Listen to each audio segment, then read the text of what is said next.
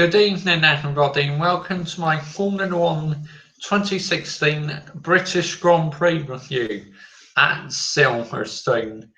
Yep, so Formula One comes home to the UK for the British Grand Prix at Silverstone.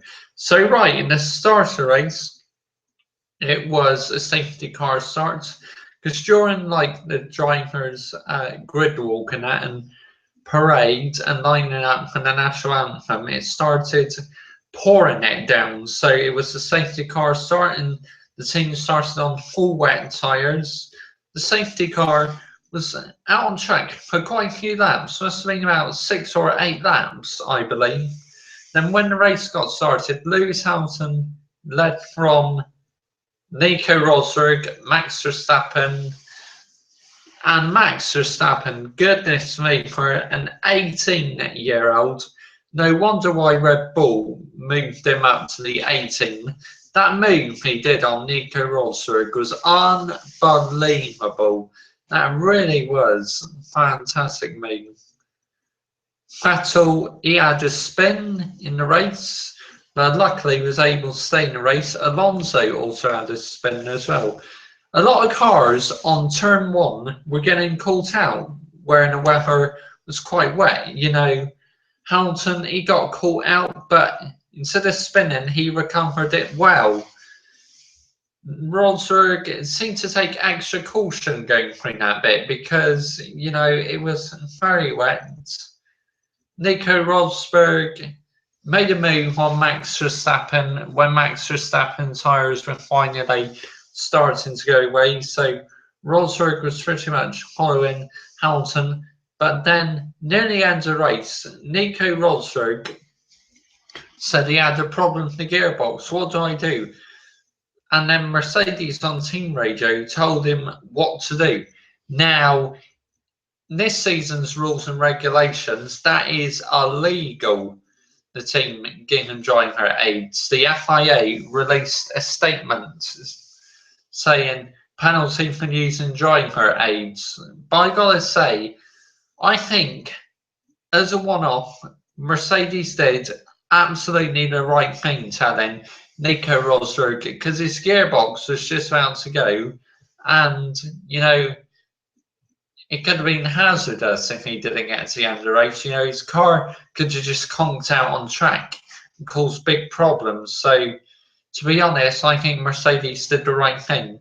But it is favouritism, you know, and they want Nico Rosberg to win the championship this year. Because when Lewis Hamilton had trouble in Baku, Mercedes could not tell him how to sort the problem on team radio. So, you know, if Mercedes are favouring Rosberg this year, I think that's really unforgivable. It really is.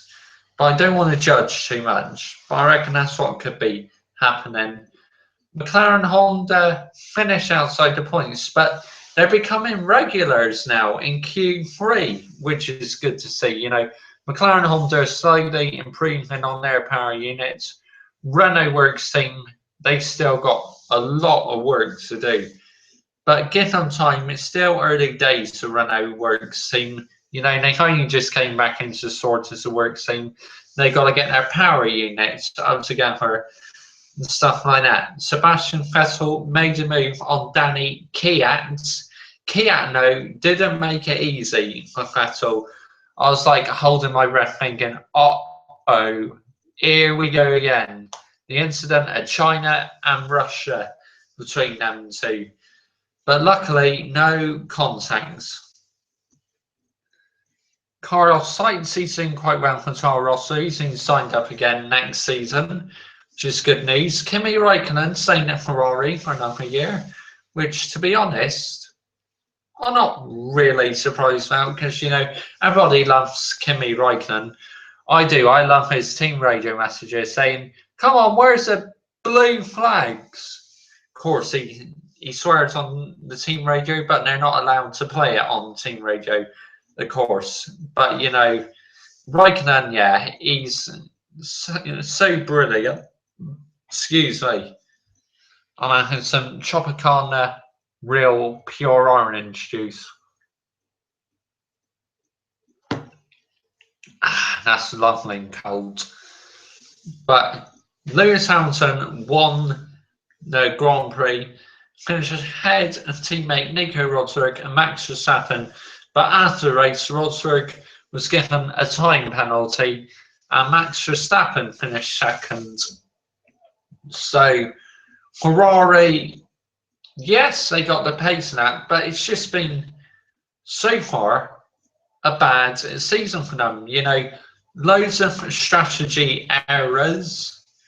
I think if Ferrari, the pace they got on this year's car, if they have a win this season like in 2014, then a major refurbishment is going to be needed at Ferrari.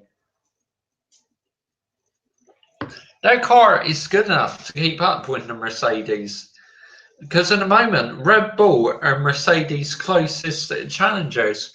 I was really thinking Ferrari were going to be, but so far it's been an absolute disaster for Ferrari. Manor finally scoring a point in Austria. Congratulations to them. We now just need Sauber to score some points and join in the points party. Because they're the only team now who yet to score a point this season. Williams, Felipe Massa had a good race. And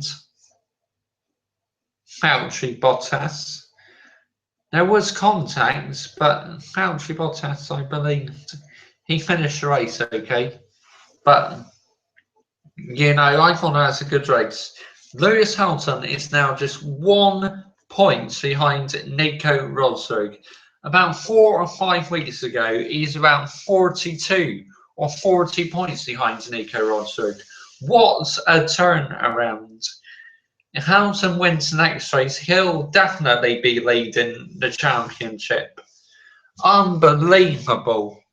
So, comment your thoughts who your driver of the day was. My driver of the day was, no question, Max Verstappen. Unbelievable drive.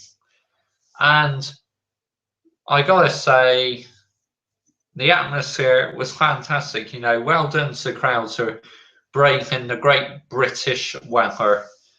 Okay, bye bye.